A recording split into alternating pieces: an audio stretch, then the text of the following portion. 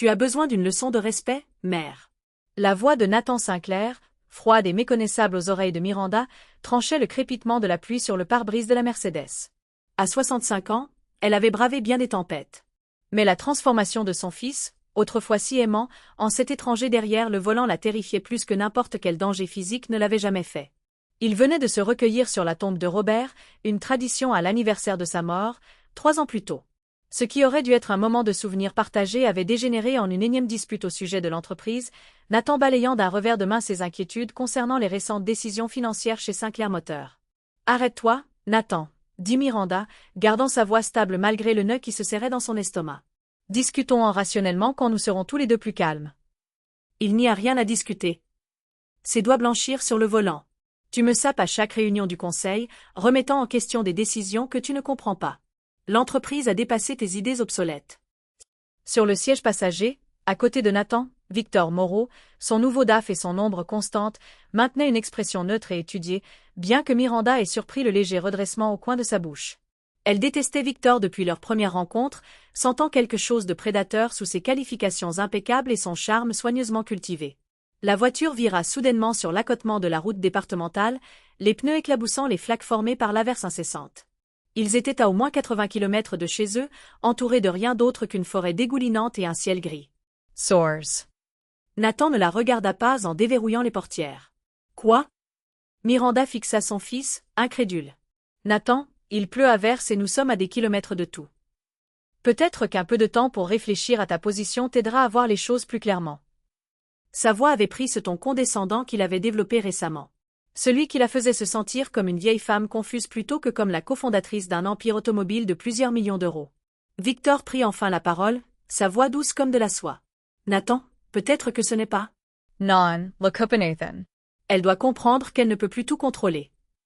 Il se tourna vers Miranda, le regard dur. Source. Maintenant. Miranda reconnut que toute discussion supplémentaire ne ferait qu'envenimer la situation. Avec une dignité qui démentait le tumulte de ses émotions, elle prit son sac à main et ouvrit la portière. La pluie imbiba immédiatement sa veste légère alors qu'elle posait le pied sur l'accotement boueux. « Tu le regretteras », dit-elle doucement, non pas comme une menace, mais comme une simple constatation.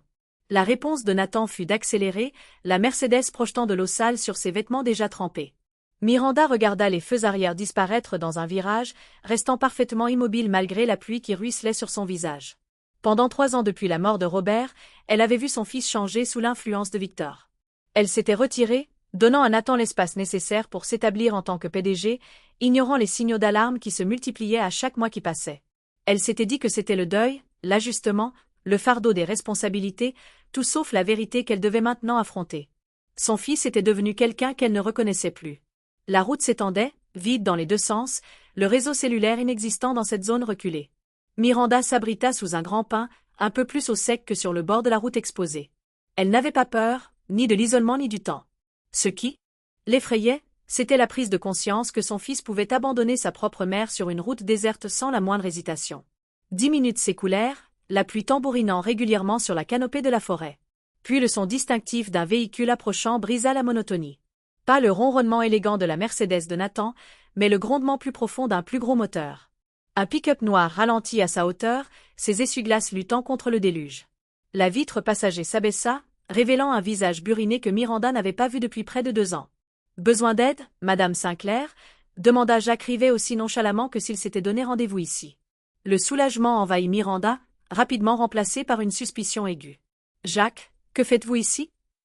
L'ancien militaire, autrefois le collègue le plus fiable de Robert à l'époque de leurs opérations spéciales, puis chef de la sécurité de Sinclair Motors, esquissa un léger sourire. « Mettons-vous d'abord à l'abri de cette pluie. Les explications peuvent attendre. » Miranda monta dans la cabine chaude, acceptant la serviette qu'il lui tendait. « Ce n'est pas une coïncidence. »« Non, madame. » Jacques garda les yeux sur la route en réintégrant la chaussée. « Robert m'a demandé de veiller sur vous.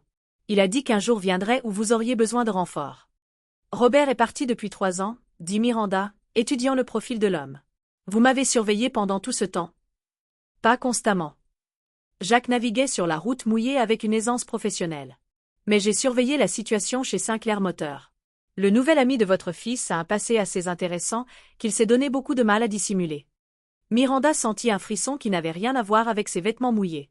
« Dites-moi tout. » Robert suspectait que quelque chose n'allait pas avec les finances de Nathan avant de mourir. Il m'a demandé d'enquêter discrètement.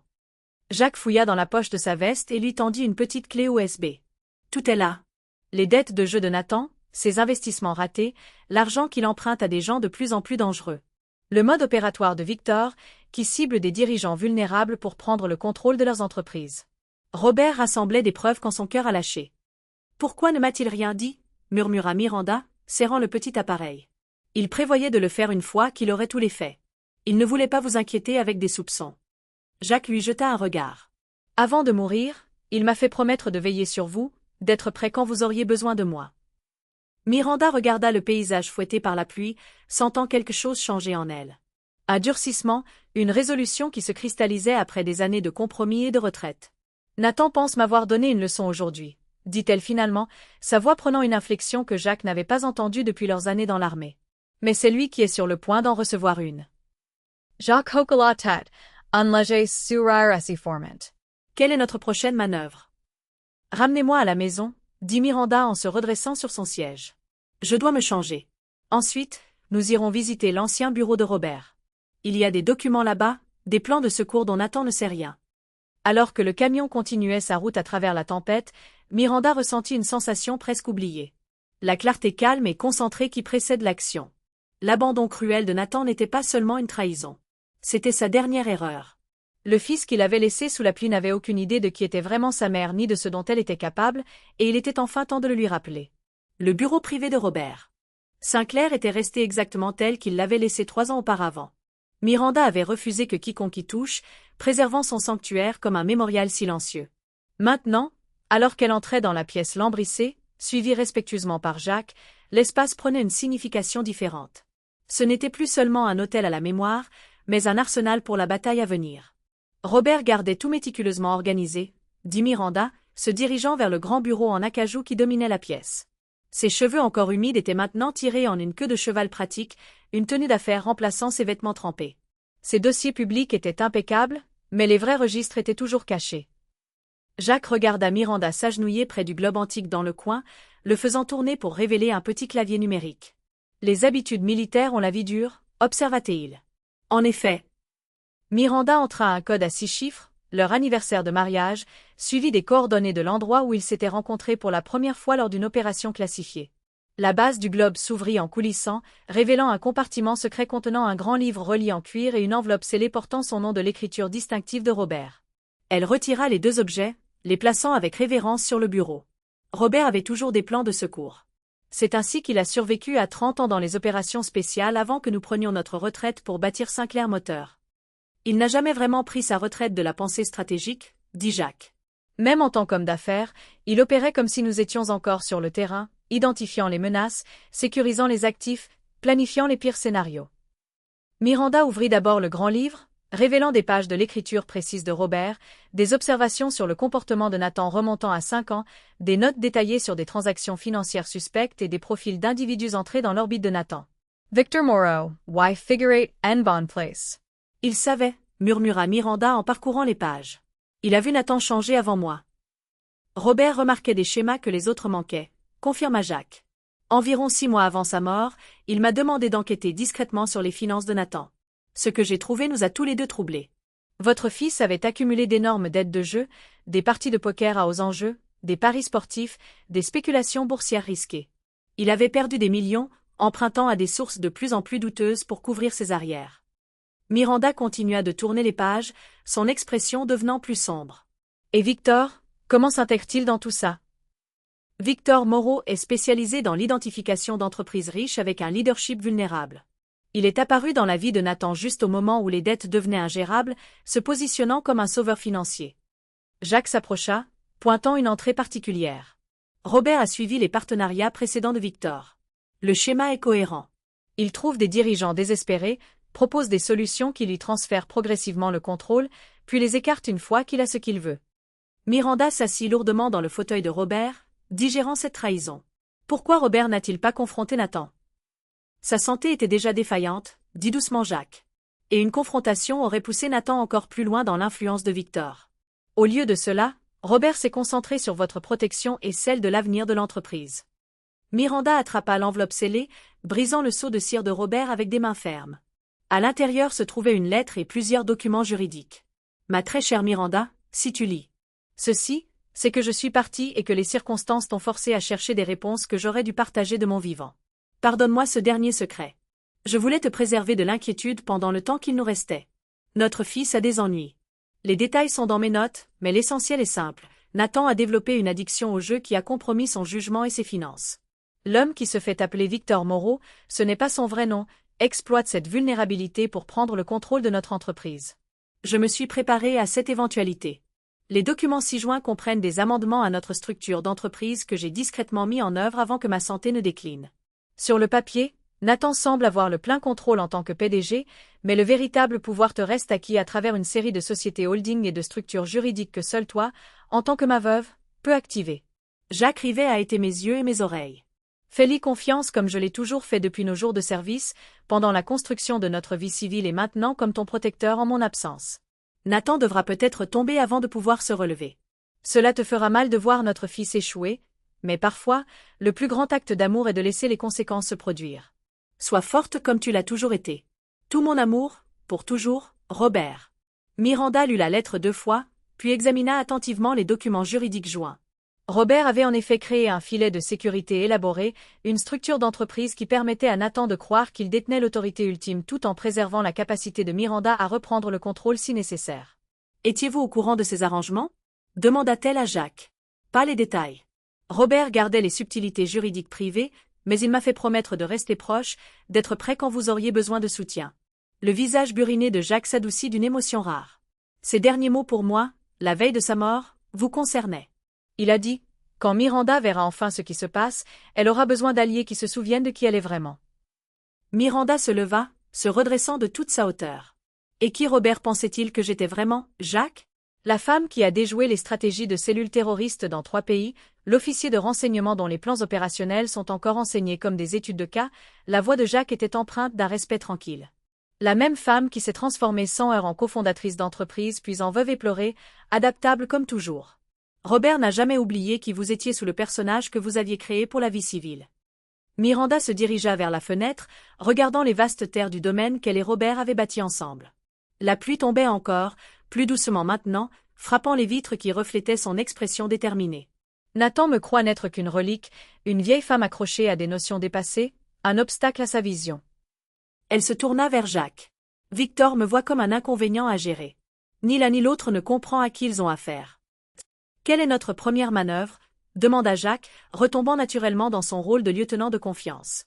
Miranda retourna au bureau, étalant les documents de Robert. Premièrement, nous vérifions tout. J'ai besoin d'une transparence financière complète.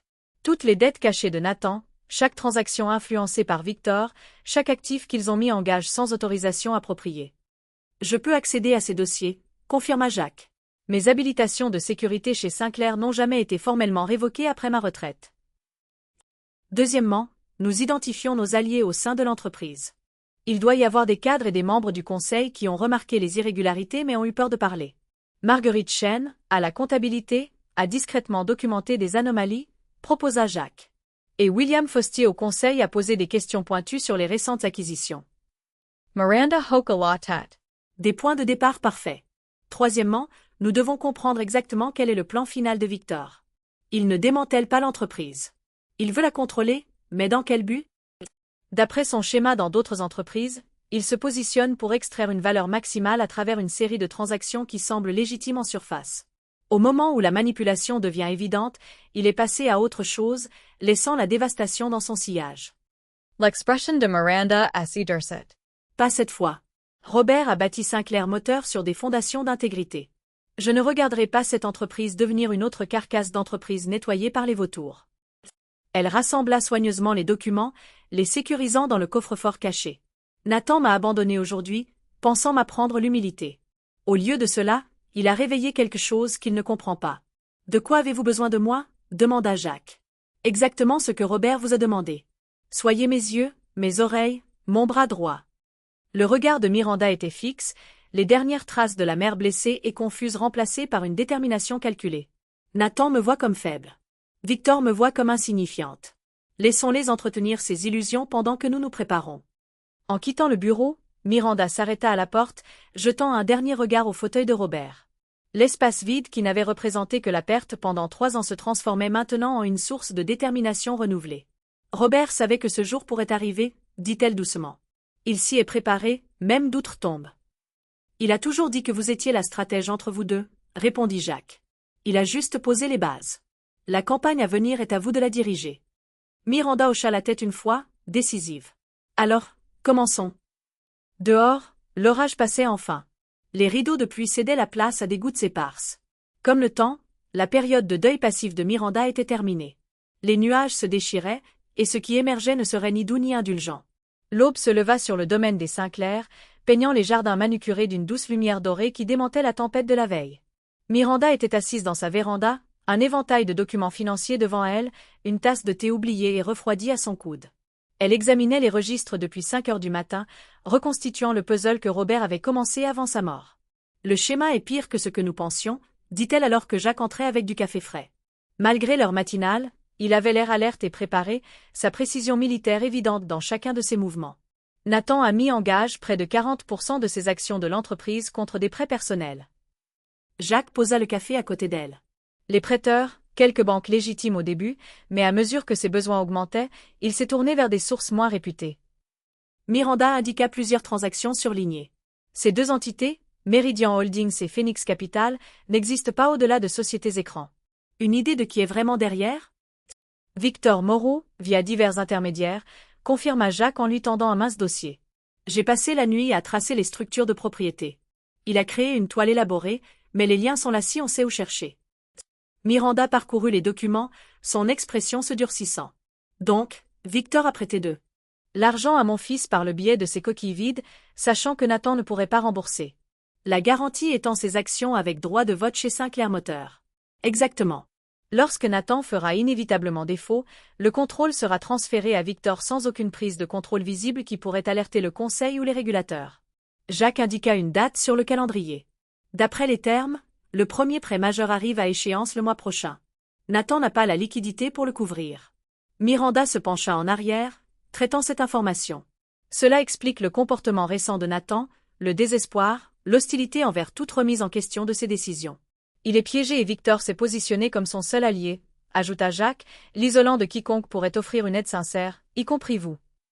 Et les finances de l'entreprise? Nathan a l'autorité de PDG. A-t-il détourné des fonds de l'entreprise pour couvrir ses dettes personnelles? L'expression de Jacques confirma ses craintes avant même qu'il ne parle. Pas directement. Ce serait trop évident. Mais il a approuvé plusieurs acquisitions et contrats de conseil douteux qui acheminent de l'argent vers les associés de Victor. Sur le papier, il semble légitime, mais les services rendus sont soit grossièrement surévalués, soit entièrement fictifs. Miranda se leva, se dirigeant vers la fenêtre qui donnait sur l'allée circulaire où Nathan avait appris à faire du vélo, où il avait fièrement exposé sa première voiture, une Mustang de collection que Robert l'avait aidé à restaurer. Le souvenir de son fils de 17 ans, rayonnant et maculé d'huile, contrastait douloureusement avec l'homme qu'il avait abandonné sur une route pluvieuse. « Il est toujours mon fils, Jacques, dit-elle doucement. Malgré tout. Je sais. Le ton de Jacques n'exprimait aucun jugement. Robert le savait aussi. C'est pourquoi ses plans de secours étaient conçus pour protéger à la fois l'entreprise et Nathan lui-même, de Victor et de ses propres pires impulsions. Miranda se retourna, la résolution remplaçant le sentimentalisme. Alors nous procéderons avec prudence. Victor est la cible principale, mais Nathan doit faire face aux conséquences s'il veut un jour reconstruire ce qu'il a brisé, tant dans l'entreprise que dans notre famille. Quelle est notre prochaine étape? Nous avons besoin d'alliés au sein de Sinclair Moteur, des gens avec accès et loyauté. Miranda retourna à la table, sortant un organigramme. Marguerite Chen à la comptabilité. Vous avez mentionné qu'elle a remarqué des anomalies. Oui, elle a travaillé avec Robert pendant 15 ans. Elle a documenté des irrégularités, mais craignait de soulever des inquiétudes directement auprès de Nathan. Contactez-la discrètement. Et William Fostier au conseil. Il était l'ami de Robert avant d'être un associé en affaires. Organisez une réunion quelque part où le réseau de Victor ne pourra pas observer. Jacques hocha la tête. Et Nathan? Il remarquera si vous changez soudainement de comportement envers lui. Je maintiendrai le personnage qui l'attend. La mère inquiète mais finalement impuissante. Le sourire de Miranda n'avait aucune chaleur. Laissez-le croire que la leçon d'hier a atteint son but. Plus Victor et Nathan se sentiront à l'aise, plus ils deviendront négligents. En milieu de matinée, Miranda avait établi son centre de commandement dans le bureau de Robert. L'espace qui avait été préservé comme un mausolée était maintenant vivant, son coffre-fort caché ouvert, des téléphones sécurisés installés et du matériel de surveillance surveillant les zones clés du domaine. Jacques revint de ses premiers contacts, porteur à la fois de confirmation et de nouvelles préoccupations.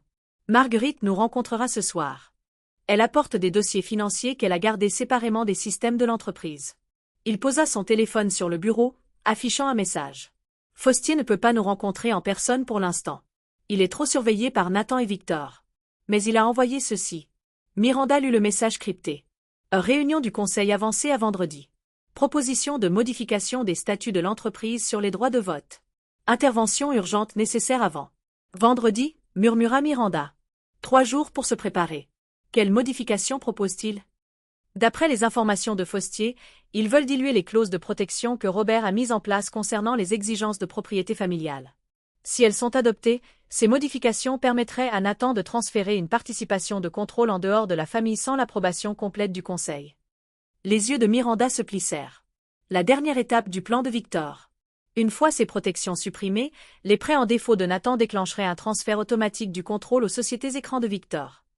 Elle sortit du coffre les documents originaux de la structure de l'entreprise de Robert. Nous devons activer les dispositions de secours. Robert a établi une classe d'actions distincte détenue en fiducie et contrôlée par moi en tant que sa veuve, qui prime sur toutes les autres en matière de contrôle de l'entreprise. Nathan ne sait pas que ces actions existent. Non. Sur le papier, il croit avoir hérité de la pleine participation de Robert. Ces actions fantômes ne s'activent que dans des circonstances spécifiques, comme celles auxquelles nous sommes confrontés maintenant. Miranda indiqua le langage juridique complexe. Nous aurons besoin d'une avocate spécialisée en droit des valeurs mobilières qui peut mettre cela en œuvre sans révéler notre jeu. Robert avait un contact, Elisabeth Grenier. Elle a aidé à structurer ces dispositions à l'origine. Elle est à la retraite maintenant, mais consulte encore occasionnellement. Contactez-la immédiatement. Nous avons besoin de son expertise avant la réunion de vendredi. Pendant que Jacques passait l'appel, Miranda accéda à l'agenda de Nathan via le système exécutif auquel ses privilèges d'administratrice lui donnaient encore accès. Ce qu'elle y trouva confirma que leur calendrier était encore plus serré qu'il ne le pensait. Nathan a une réunion avec Victor et des parties inconnues ce soir au Cercle Cardinal, rapporta-t-elle, faisant référence à un lieu exclusif où l'élite des affaires de la ville menait ses négociations les plus privées. Le timing suggère qu'il finalise les détails avant la présentation au conseil de vendredi. Jacques termina son appel avec des nouvelles positives. Elisabeth nous recevra à 14 heures aujourd'hui. Elle se souvient clairement des arrangements de Robert. Bien. Avant cela, je dois faire une apparition au siège de Sinclair. Nathan s'attendra à ce que je soit conflictuelle, soit soumise après hier. Je lui donnerai la seconde option. Laissons-le croire que sa leçon a fonctionné. Est-ce prudent? Apparaître au bureau vous met directement sur leur territoire. L'expression de Miranda se transforma en quelque chose que Jacques n'avait pas vu depuis leur jour militaire. Une acceptation calculée du risque nécessaire. Parfois, la meilleure reconnaissance se fait à la vue de tous. Nathan sera si satisfait de ma soumission apparente qu'il ne remarquera pas ce que j'observe réellement. Elle rassembla ses affaires avec une efficacité professionnelle. Pendant que je serai là-bas, j'ai besoin que vous accédiez au bureau à domicile de Nathan. Son ordinateur portable personnel devrait contenir des communications avec Victor qui ne sont pas sur les serveurs de l'entreprise. Considérez que c'est fait, répondit Jacques. Son propre visage reflétait ça. Concentration opérationnelle. Et les systèmes de sécurité? Nathan n'a jamais changé les codes de dérogation que Robert et moi avions établis. Une pointe de tristesse colora sa voix. Un autre exemple de sa négligence. Le code principal est toujours la date de son anniversaire d'enfance. Alors que Miranda se préparait à partir, elle s'arrêta au bureau de Robert, sa main reposant brièvement sur le bois poli. Robert a vu cela venir. Il a essayé de protéger Nathan de lui-même. Et maintenant, cette tâche vous incombe, observa doucement Jacques. Oui. Son moment de réflexion passa, remplacé par une détermination résolue. Nathan m'a abandonné sur cette route en pensant démontrer son pouvoir. Au lieu de cela, il m'a montré exactement jusqu'où il était tombé et à quel point il est nécessaire de les arrêter, lui et Victor, avant qu'ils ne détruisent tout ce que Robert a bâti. Elle se redressa, la stratège planifiant sa campagne. D'ici vendredi, ils comprendront quelle terrible erreur ils ont commise, non seulement dans leur complot contre Sinclair Moteur, mais aussi en sous-estimant exactement à qui ils ont affaire. Jacques hocha la tête, un sourire sombre effleurant son visage buriné. Ils n'ont aucune idée. Le siège de Sinclair Moteur s'élevait sur 22 étages au-dessus du quartier financier de la ville, sa façade de verre et d'acier brillant sous le soleil de midi. Miranda entra par l'entrée des cadres, saluant de la tête le personnel de sécurité qui l'accueillit avec la déférence toujours accordée à la veuve du fondateur, malgré son rôle diminué sous la direction de Nathan.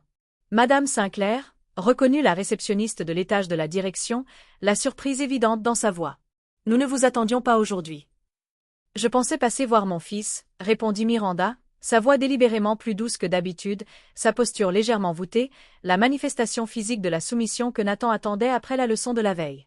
Monsieur Sinclair est en réunion budgétaire, mais je lui ferai savoir que vous êtes là. Inutile de le déranger, objecta Miranda. J'attendrai dans mon ancien bureau s'il est toujours disponible. La réceptionniste hésita. Votre ancien bureau a été réaffecté, mais vous pouvez utiliser le salon des visiteurs. Bien sûr, sourit Miranda, masquant la confirmation d'un autre affront. Son bureau, maintenu pendant des années après qu'elle se soit retirée des opérations quotidiennes par respect pour son statut de fondatrice, avait apparemment été réutilisé. Un autre geste pour effacer sa présence. Le salon des visiteurs offrait cependant un avantage stratégique. Il donnait sur le couloir principal de la direction, permettant à Miranda d'observer le flux de personnel tout en semblant simplement attendre patiemment. Elle s'installa dans un fauteuil confortable, se positionnant avec une vue dégagée sur le bureau de Nathan et les salles de conférence au-delà. En 20 minutes, sa patience fut récompensée. Nathan sortit de la salle de conseil principale, entouré de cadres financiers, Victor à sa droite comme toujours. Son fils avait l'air fatigué, le stress évident dans la tension autour de ses yeux, la confiance forcée de sa posture. Un instant, Miranda vit au-delà du PDG arrogant l'homme sous pression, se noyant dans les conséquences de ses propres actes. Elle attendit qu'il la remarque, arrangeant soigneusement ses traits en une expression de réconciliation prudente. Nathan hésita un instant en la voyant, une surprise sincère suivie d'une satisfaction calculée traversant son visage. Il s'excusa auprès de son groupe et s'approcha. « Mère » salua-t-il assez fort pour que les autres entendent. « Je suis surpris de te voir ici. »« Je pensais que nous devrions parler » dit Miranda, sa voix convenablement discrète. « Hier a été difficile pour nous deux. » La posture de Nathan se détendit légèrement, interprétant son ton comme une capitulation. « Utilisons mon bureau. » Victor se matérialisa au coude de Nathan, son sourire n'atteignant jamais ses yeux froids. « Madame Sinclair, quel plaisir inattendu. Nathan, dois-je reporter votre appel avec les investisseurs de Francfort ?»« Pas la peine, » répondit Nathan. « Cela ne prendra pas longtemps. » La confiance dédaigneuse dans son ton, la certitude que sa mère ne représentait aucune menace digne de perturber son emploi du temps, était exactement ce que Miranda avait anticipé. Elle les suivit dans le spacieux bureau d'angle qui avait autrefois été le domaine de Robert, maintenant transformé avec un décor minimaliste moderne qui effaçait toute trace du fondateur de l'entreprise. « Je vous laisse en privé », offrit doucement Victor, bien que Miranda ait noté qu'il laissait la porte communicante avec son bureau adjacent ostensiblement entr'ouverte. Nathan s'installa derrière son bureau, la position de pouvoir. « Tu as eu le temps de reconsidérer ton approche des affaires de l'entreprise. » Miranda joignit les mains sur ses genoux, l'image d'une mère châtiée. « Je me rends compte que j'ai été réticente à des changements qui sont peut-être nécessaires sur le marché actuel. Mes inquiétudes viennent de mon attachement à l'héritage de Robert, mais je comprends que l'entreprise doit évoluer. » La tension dans les épaules de Nathan s'apaisa davantage. Elle jouait directement sur ses attentes. « Je suis content que tu aies repris tes esprits. Ton ingérence dans les affaires du conseil a été contre-productive. »« Je ne veux que le meilleur pour Sinclair Moteur, » dit Miranda, laissant paraître un tremblement calculé dans sa voix. « Et pour toi, Nathan, tu es toujours mon fils. » Quelque chose vacilla dans les yeux de Nathan, peut-être une reconnaissance momentanée de la cruauté de ses récentes actions, ou simplement la satisfaction de sa reddition apparente. La réunion du conseil de vendredi mettra en œuvre d'importants changements structurels. J'attends ton soutien, pas tes questions. Bien sûr, acquiesça-t-elle, bien que j'apprécierais de comprendre les changements avant la réunion, afin d'être correctement préparé. Nathan hésita, puis attrapa un dossier sur son bureau. Nous rationalisons la structure de propriété pour faciliter une prise de décision plus rapide et des partenariats stratégiques. Ces amendements suppriment des restrictions obsolètes qui limitent notre potentiel de croissance. Miranda accepta le dossier, parcourant les documents à l'intérieur tout en maintenant sa façade de légère confusion. Les amendements étaient exactement comme Jacques l'avait rapporté, conçus pour supprimer les exigences de propriété familiale qui empêchaient Nathan de transférer une participation de contrôle à des entités extérieures. « Cela semble très technique, » dit-elle, jouant son rôle. « Je suppose que vous avez fait l'objet d'un examen juridique approprié. »« Le meilleur, » répondit Nathan d'un ton dédaigné. Victor a rassemblé une équipe juridique de premier ordre pour s'assurer que tout est correctement structuré. Miranda nota law formulation. L'équipe de Victor, pas le conseil juridique de longue date de Sinclair. Un autre signal d'alarme. Je vois, dit-elle en rendant le dossier. Eh bien, je ne prendrai pas plus de ton temps. Je sais à quel point tu es occupé à diriger l'entreprise. Nathan l'étudia, la satisfaction évidente dans son expression. Je suis content que nous soyons parvenus à un accord, mère. L'incident d'hier était malheureux, mais peut-être nécessaire pour clarifier. No suppositions. Oui, acquiesça doucement Miranda. Il a clarifié beaucoup de choses pour moi. En se levant pour partir, elle laissa délibérément son foulard sur la chaise, un petit objet anodin qui lui fournirait une raison de revenir. Seras-tu à la maison pour le dîner ce soir? Peut-être pourrions-nous continuer à reconstruire notre relation. J'ai un dîner d'affaires au Cercle Cardinal, répondit Nathan. Demain? Peut-être. Le Cercle Cardinal? C'est assez exclusif, son ton resta conversationnel.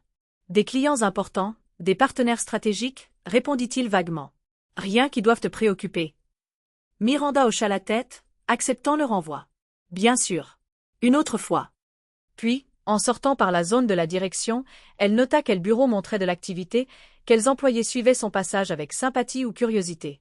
La culture d'entreprise avait changé sous la direction de Nathan, la tension était évidente dans les épaules voûtées et les conversations chuchotées qui cessaient au passage des cadres. Dehors, dans l'intimité de sa voiture, Miranda appela immédiatement Jacques. La réunion au Cercle Cardinal est confirmée pour ce soir. Il finalise la stratégie juridique pour la réunion du conseil de vendredi. Compris, répondit Jacques. J'ai terminé ma recherche dans le bureau à domicile de Nathan. Vous aviez raison. Son ordinateur portable personnel contenait de nombreuses communications avec Victor remontant à 18 mois. J'ai tout copié sur un stockage sécurisé. Et les partenariats externes? Une indication sur l'identité des sociétés écrans? Je suis toujours en train de tracer ça, mais j'ai trouvé autre chose d'inquiétant. Il y a des références à la finalisation d'arrangements avec des investisseurs étrangers après l'adoption des amendements de vendredi. La communication suggère que ces investisseurs exigent l'anonymat et sont prêts à payer un prix substantiellement supérieur à la valeur du marché pour leur position. Miranda traita cette nouvelle information. Blanchiment d'argent, peut-être? Ou toute autre chose? Inconnu. Mais Nathan semble désespéré de conclure l'affaire. Ses comptes personnels montrent qu'il est presque insolvable malgré son salaire de PDG. Les dettes de jeu sont encore pires que ce que nous pensions initialement. Et Victor doit recevoir une commission de recherche substantielle lorsque l'affaire sera conclue, j'imagine, conclut Miranda. Et notre réunion avec Elisabeth Grenier? Prévue pour 14 heures comme convenu. Je l'ai informée de la situation. Bien. Et Marguerite Chen nous rejoint au bureau d'Elisabeth. Elle apporte des dossiers financiers qui devraient confirmer le schéma des transactions suspectes. Miranda vérifia sa montre. Je vous retrouve chez Elisabeth. En attendant, voyez ce que vous pouvez trouver sur la réunion de ce soir au Cercle Cardinal. Qui y assiste? Quelle salle ont-ils réservé? Deja Dussus, confirma Jacques. Une dernière chose. J'ai activé la surveillance des résidences et des déplacements connus de Victor. Il a passé un appel intéressant juste après que vous ayez quitté le bureau de Nathan. À qui? Numéro inconnu, mais il a rapporté que vous sembliez soumise et que vous n'étiez plus un problème. Il a spécifiquement dit, elle est brisée. Continuez comme prévu. Uns surar Freudeflura, les lèvres de Miranda. Parfait. Laissons-les croire que je suis neutralisée. C'est exactement la couverture dont nous avons besoin pour ce qui va suivre. En se rendant à sa réunion avec Elisabeth Grenier, Miranda réfléchit à ce qu'elle avait observé au siège. Nathan était soumis à une pression bien plus grande qu'il ne le laissait paraître. Victor contrôlait l'accès à l'information et aux personnes, et l'entreprise que Robert avait bâtie avec tant d'intégrité était systématiquement préparée à l'exploitation. Tu avais raison de t'inquiéter, Robert, murmura-t-elle pour elle-même. Mais tu avais aussi raison de te préparer. Ils ont fait leur mouvement. Maintenant, je vais faire les miens.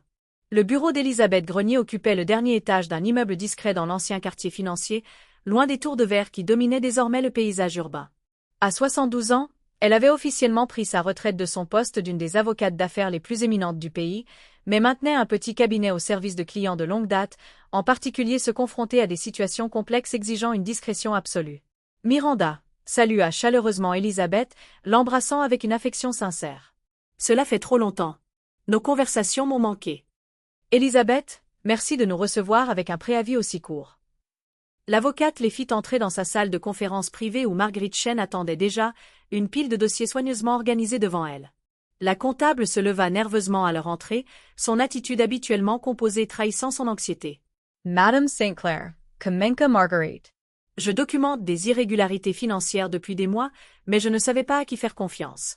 Quand Monsieur Rivet m'a contacté, vous avez fait exactement ce qu'il fallait, la rassura Miranda en s'asseyant à la table.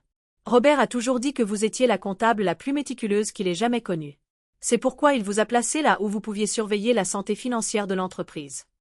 L'expression de Marguerite reflétait la surprise. Il a fait ça intentionnellement? Robert voyait plus loin que la plupart des gens, expliqua Jacques en fermant la porte et en activant le verrou de confidentialité. Il a placé des personnes de confiance dans toute la structure de l'entreprise comme mesure de protection. Elizabeth S.E. Racklelaw Gorge. Abordons la situation immédiate. Jacques m'a informé des modifications proposées au statut et de la réunion du conseil de vendredi. D'après ce que j'ai examiné, Victor Moreau a orchestré une prise de contrôle au style sophistiqué en utilisant Nathan comme son complice involontaire. Pas entièrement involontaire, corrigea doucement Miranda. Les mauvais choix de Nathan ont créé sa vulnérabilité, mais il participe activement au démantèlement des protections que Robert avait établies. En effet, convint Elisabeth, saisissant un portefeuille en cuir embossé du logo Grenier associé. Heureusement, Robert a anticipé cette possibilité. Les dispositions de secours que nous avons créées ensemble sont toujours juridiquement contraignantes et priment sur toutes les modifications que Nathan pourrait faire passer. Elle étala plusieurs documents sur la table, pointant des sections clés. Robert a établi une structure d'action à double classe lorsqu'il a réorganisé l'entreprise après son diagnostic. Les actions publiques, celles que Nathan croit constituer la participation de contrôle, sont en réalité subordonnées à ces actions de classe B détenues en fiducie. Marguerite se pencha en avant, examinant les documents avec un intérêt professionnel. Ces actions n'apparaissent sur aucun des états financiers que j'ai vus. Elles ne le pourraient pas, confirma Elisabeth. Elles existent dans une structure juridique distincte, déclenchée uniquement dans des conditions spécifiques comme celles que nous connaissons actuellement. Miranda, en tant que fiduciaire, peut activer ces actions lorsque cela est nécessaire pour protéger l'entreprise contre ce type de situation. Miranda étudia le cadre juridique que Robert avait créé. Et cette activation, comment la mettons-nous en œuvre? J'ai préparé les dépôts nécessaires, répondit Elisabeth en produisant un autre dossier. Une fois exécutés, ces documents établissent votre participation de contrôle avec effet immédiat. Cependant, le timing stratégique est crucial. Si Nathan prend connaissance de ces actions avant la réunion du Conseil, il pourrait tenter des manœuvres juridiques pour contester leur validité. Nous avons besoin de l'effet de surprise, observa Jacques. Précisément. Elisabeth se tourna vers Marguerite. C'est là que votre documentation financière devient vitale. En présentant des preuves de malversation fiduciaire en même temps que l'affirmation par Miranda de sa participation de contrôle, nous créons un dossier irréfutable pour son intervention. Marguerite hocha la tête, ouvrant ses dossiers. J'ai suivi 3 schémas distincts d'irrégularité financière. Premièrement, la série d'acquisitions de concessions sous-performantes à des prix gonflés, toutes détenues par des sociétés écrans qui remontent aux associés de Victor Moreau. Deuxièmement, des contrats de conseil pour des services jamais réellement rendus. Troisièmement, la surévaluation systématique de certaines catégories de stocks pour gonfler artificiellement les résultats trimestriels. Elle poussa une clé USB. Tout est documenté ici. Les registres de transactions, les comparaisons de marché prouvant les évaluations gonflées, et la preuve que Nathan a personnellement approuvé chaque irrégularité malgré les avertissements du département financier. Miranda accepta la CLE, sans expression grave. Cela va au-delà de la mauvaise gestion et entre dans le domaine de la fraude boursière potentielle. Oui, confirma doucement Marguerite. C'est pourquoi j'étais si inquiète. Ces actions mettent toute l'entreprise en danger, non seulement financièrement, mais aussi juridiquement. Elisabeth entrelaça ses doigts, son regard expérimenté évaluant la situation. Sur la base de ces preuves, nous avons plusieurs options. L'approche la plus directe serait que Miranda active ses actions de contrôle immédiatement et révoque Nathan de son poste de PDG avant la réunion de vendredi. Non, dit fermement Miranda. Cette approche traite le symptôme, pas la maladie. Victor se retirerait simplement et trouverait une autre entreprise vulnérable à cibler, et Nathan ne comprendrait jamais toutes les conséquences de ses actes. Que proposez-vous alors? Demanda Elisabeth. Une stratégie plus globale? Miranda se leva, se dirigeant vers la fenêtre qui donnait sur la ville où Sinclair Moteur était passé d'une simple concession à un empire automobile. Nous laissons la réunion de vendredi se dérouler comme prévu, avec certaines modifications. Jacques reconnut l'approche tactique qui se dessinait.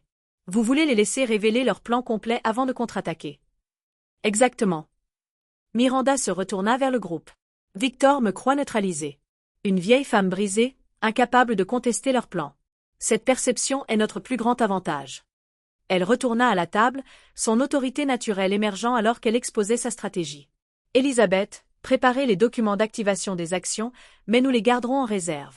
Marguerite, continuez de rassembler des preuves, en particulier concernant ces investisseurs étrangers que Jacques a découverts. Nous devons identifier exactement à qui Victor prévoit de vendre la participation de contrôle. Et la réunion du conseil? Demanda Elisabeth. J'y assisterai comme prévu. Le sourire de Miranda n'avait aucune chaleur, la mère soumise et docile soutenant la vision de son fils. Mais vous, Elisabeth, y assisterez en tant que mon conseil personnel. Votre seule présence signalera aux membres les plus expérimentés du conseil que quelque chose d'important se passe. Faustier vous soutiendra? Ajouta Jacques. Et j'ai identifié 2 autres membres du conseil qui ont exprimé en privé leurs inquiétudes quant au leadership de Nathan. Bien. Nous aurons besoin de leur vote le moment venu. Miranda Essie Torna, vers Marguerite. Pouvez-vous préparer une présentation financière complète révélant toute l'étendue des irrégularités? Quelque chose d'assez clair pour que même les membres non financiers du conseil comprennent les implications. Absolument, confirma Marguerite, la confiance professionnelle remplaçant sa nervosité antérieure. Je peux la préparer pour demain. Parfait. Miranda s'adressa au groupe collectivement. Ce soir, Jacques et moi effectuerons une surveillance au cercle cardinal. Nous devons identifier les partenaires externes de Victor avant vendredi.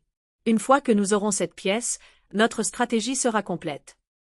Elisabeth étudia Miranda avec une nouvelle appréciation. Robert a toujours dit que vous étiez la stratège entre vous deux. Maintenant je comprends ce qu'il voulait dire. Robert a bâti Sinclair Moteur sur des principes d'intégrité et de qualité, répondit Miranda. Je ne laisserai pas la cupidité de Victor ou la faiblesse de Nathan détruire cet héritage. À la fin de la réunion, chaque participant partit séparément pour ne pas attirer l'attention. Miranda fut la dernière à partir, s'arrêtant alors qu'Elisabeth la raccompagnait à l'ascenseur. Il y a autre chose, dit doucement l'avocate. Quelque chose que Robert m'a demandé de vous dire si ce jour arrivait un jour. Miranda attendit, un serrement familier se formant dans sa poitrine à la mention de son défunt mari. Il a dit de vous rappeler Sarah Y.O., 1982. Elisabeth vit la compréhension poindre dans les yeux de Miranda. Il a dit que vous comprendriez ce que cela signifiait. Miranda hocha lentement la tête, des souvenirs d'une mission lointaine refaisant surface, une où elle avait fait face à une trahison similaire et avait répondu avec une précision calculée devenue légendaire au sein de leur unité. Merci, Elisabeth, dit-elle doucement. Robert a toujours su exactement ce que j'avais besoin d'entendre, même d'outre-tombe. Alors que l'ascenseur descendait, le reflet de Miranda dans les portes polies montrait une femme transformée. Plus la veuve éplorée ou la mère inquiète, mais une stratège pleinement dans son élément, se préparant à l'engagement décisif d'une campagne trop longtemps retardée. Nathan l'avait abandonné sous la pluie, croyant lui donner une leçon de pouvoir. D'ici vendredi, il recevrait une éducation bien à lui, bien plus conséquente qu'il ne pouvait l'imaginer. Le cercle cardinal occupait l'intégralité d'un manoir victorien restauré dans le quartier ouest de la ville, ses membres limités à l'échelon supérieur des chefs d'entreprise et des familles de la vieille fortune. Miranda n'y était pas retournée depuis les funérailles de Robert, mais le portier la reconnut immédiatement. Madame Sinclair, quel plaisir inattendu, la salua-t-il avec une chaleur sincère. Vous nous avez manqué. Merci, Édouard. Cela fait trop longtemps. Elle lui offrit un sourire de conspiratrice. En fait, j'espère surprendre mon fils. Je crois qu'il est en réunion ici ce soir. Édouard consulta son système de réservation. Oui, Monsieur Sinclair a réservé le salon Wellington à partir de 19h. Souhaitez-vous que je vous annonce? Non merci. Je préfère le surprendre. Miranda jeta un coup d'œil à sa montre. 18h30. Peut-être que j'attendrai dans la bibliothèque jusqu'à l'arrivée de son groupe. Bien sûr, Madame Sinclair. La bibliothèque lambrissée d'acajou du club offrait un excellent point de vue sur l'entrée principale. Miranda choisit un fauteuil à haut dossier partiellement dissimulé par un paravent décoratif, se positionnant pour observer les arrivées sans être immédiatement visible. Son téléphone vibra avec un SMS de Jacques, en position à l'entrée de service. Caméra de sécurité en boucle pour l'accès au couloir et du salon Wellington. Miranda sourit légèrement au rappel des compétences techniques de Jacques, des capacités qui leur avaient bien servi dans leurs anciennes carrières et qui offraient maintenant des avantages cruciaux dans ce type d'opération très différent. À 18h45 précise, Victor Moreau arriva, impeccablement vêtu d'un costume sur mesure qui criait « Nouveau riche essayant de paraître établi ». Il vérifia sa montre avec impatience, scrutant le hall avec le regard calculateur de quelqu'un qui évalue perpétuellement les angles et les avantages. Nathan arriva 5 minutes plus tard, sa démarche assurée trahie par l'ajustement nerveux de sa cravate alors qu'il s'approchait de Victor. Miranda observa leur interaction avec un détachement exercé, la subtile dynamique de pouvoir évidente dans la manière dont Victor dirigeait Nathan par de légères touches au coude, la déférence inconsciente du plus jeune homme envers son supposé conseiller. Mais ce fut la troisième arrivée qui capta toute l'attention de Miranda. Anton Khodorkin, un homme d'affaires russe aux liens supposés avec le crime organisé et les opérations de blanchiment d'argent, entra dans le club accompagné de 2 associés. Miranda ne l'avait jamais rencontré personnellement, mais elle le reconnut immédiatement grâce au briefing de renseignement de sa carrière antérieure. Sa présence clarifiait la nature des investisseurs étrangers mentionnés dans les communications de Nathan. Elle envoya un SMS rapide à Jacques, Khodorkin présent. Besoin audio dans salon Wellington dès que possible. La réponse arriva quelques secondes plus tard, déjà fait. Accès sur canal sécurisé 3. Miranda inséra une oreillette discrète, activant la connexion à la surveillance que Jacques avait établie. Alors que le groupe se dirigeait vers la salle à manger privée, elle se glissa hors de la bibliothèque et se rendit dans le salon adjacent, assez proche pour maintenir la clarté audio tout en restant non détectée. Les termes finaux sont acceptables, disait Khodorkin, son accent moins prononcé qu'elle ne l'attendait. Une fois les amendements passés vendredi, nous transférons le premier paiement de 50 millions. Le reste suit lorsque le contrôle change officiellement demain. Et origine de ces faux. La voix de Nathan était à peine voilée d'anxiété. Le rire de Khodorkin fut froid. Ce n'est pas votre problème, monsieur Sinclair. C'est l'infrastructure d'import-export établie de votre entreprise qui nous intéresse. Les fonds sont propres au moment où ils vous parviennent. Monsieur Sinclair s'assure simplement que toutes les exigences réglementaires sont satisfaites, intervint doucement Victor. La structure que nous avons créée offre une isolation complète pour toutes les parties. Bien sûr, acquiesça Khodorkin. Maintenant, devrions-nous discuter de la transition opérationnelle? Une fois que nous aurons pris le contrôle, certains aspects de votre entreprise nécessiteront des modifications. Miranda écouta attentivement tandis que Khodorkin exposait ses plans pour utiliser les canaux d'expédition internationaux et les réseaux financiers légitimes de Sinclair Motors pour ce qui était clairement une opération de blanchiment d'argent sophistiquée. Les tentatives périodiques de Nathan pour imposer des conditions étaient gentiment mais fermement redirigées par Victor, qui avait clairement orchestré chaque aspect de l'arrangement. « Et ma position à l'avenir ?» demanda enfin Nathan, la question que Miranda attendait. « Vous restez PDG pour les apparences », répondit nonchalamment Khodorkin. « Une figure de proue avec une compensation appropriée. Les opérations quotidiennes seront gérées par notre équipe, avec M. Moreau comme notre agent de liaison. » La déception dans la voix de Nathan était palpable, même à travers l'audio de surveillance. Ce n'était pas ce que j'avais compris. On m'avait dit que je conserverais le contrôle opérationnel. Les plans évoluent, dit doucement Victor. Cet arrangement vous offre la sécurité financière sans les fardeaux de la gestion réelle. Compte tenu de vos récentes difficultés à prendre des décisions, n'est-ce pas préférable? La menace implicite sous les mots de Victor était claire. Les dettes de jeu et la mauvaise gestion financière de Nathan l'avaient laissé sans aucun levier de négociation. Il était mis sur la touche dans sa propre entreprise, et il ne pouvait rien y faire. Vos dettes seront effacées, ajouta Khodorkin comme s'il offrait une concession généreuse. Considérez cela comme une prime de départ. Miranda en avait assez entendu. Elle se glissa hors du salon et envoya un SMS à Jacques. Continue la surveillance. Je rejoins Elisabeth au bureau pour finaliser la stratégie. Sur le chemin du bureau d'Elisabeth, Miranda analysa ce qu'elle avait appris. La situation était pire qu'il ne l'avait prévu. Pas seulement de la fraude financière et de la malversation d'entreprise, mais une implication potentielle dans le blanchiment d'argent international. Nathan n'avait pas seulement compromis son héritage, il avait impliqué Sinclair Motors dans une entreprise criminelle. Elisabeth attendait à l'arrivée de Miranda, ses lunettes de lecture perchées sur son nez alors qu'elle examinait des documents. « C'est Khodorkin », annonça Miranda sans préambule. Anton Khodorkin et son organisation sont les investisseurs étrangers. Elisabeth retira ses lunettes, son expression grave. Le même Khodorkin lié aux opérations de blanchiment d'argent à travers l'Europe de l'Est. Le même. Il prévoit d'utiliser l'infrastructure internationale de Sinclair pour blanchir de l'argent. Nathan est réduit à une figure de proue, bien que je ne pense pas qu'il le comprenne encore pleinement. Cela change considérablement notre approche, observa Elisabeth. Nous ne traitons plus simplement de questions de gouvernance d'entreprise, mais d'activités criminelles potentielles. Miranda fit les 100 pas dans le bureau, élaborant la stratégie révisée. Nous devons ajouter une autre couche à notre plan. Au-delà de la protection de l'entreprise et de l'élimination de l'influence de Victor, nous devons nous assurer que Nathan comprenne toutes les conséquences de ses actes. Vous voulez toujours le sauver, nota Elisabeth. Pas comme une question, mais comme la reconnaissance de la motivation sous-jacente de Miranda. Le sauver de Khodorkin, oui. Le sauver de poursuites pénales si possible. L'expression de Miranda así Dorset. Mais pas de sa responsabilité. Nathan doit faire face aux conséquences de ses choix. Des conséquences contrôlées qui ne détruisent pas entièrement son avenir. Que proposez-vous? Nous procédons avec le plan original pour la réunion du Conseil de vendredi, mais avec un ajout crucial. Miranda exposa sa stratégie révisée, Elisabeth hochant la tête avec une approbation croissante à mesure que le plan prenait forme. C'est risqué, nota l'avocate lorsque Miranda eut terminé. Le timing devra être parfait. Ayala Sarah. La confiance de Miranda était absolue. Jacques continue la surveillance ce soir. D'ici demain matin, nous aurons tout ce dont nous avons besoin pour finaliser les préparatifs. Elisabeth rassembla les documents juridiques qu'ils avaient préparés plus tôt. Je ferai les ajustements nécessaires pour tenir compte de la connexion Codorkin. Les documents d'activation des actions restent prêts pour votre signature. Gardez-les jusqu'à vendredi matin, instruisit Miranda. Je ne veux aucune possibilité de découverte prématurée. Alors qu'elle se préparait à partir, Miranda s'arrêta à la porte. Elisabeth, j'ai besoin d'une dernière chose. Si cela tourne mal, si pour une raison quelconque notre stratégie échoue, j'ai besoin de l'assurance que Nathan ne subira pas les pires conséquences possibles. L'avocate étudia sa vieille amie avec compassion. Vous le protégez encore, même maintenant. Il a fait des choix terribles, reconnus. Miranda. Mais il est toujours le fils de Robert. Toujours mon fils. Je comprends.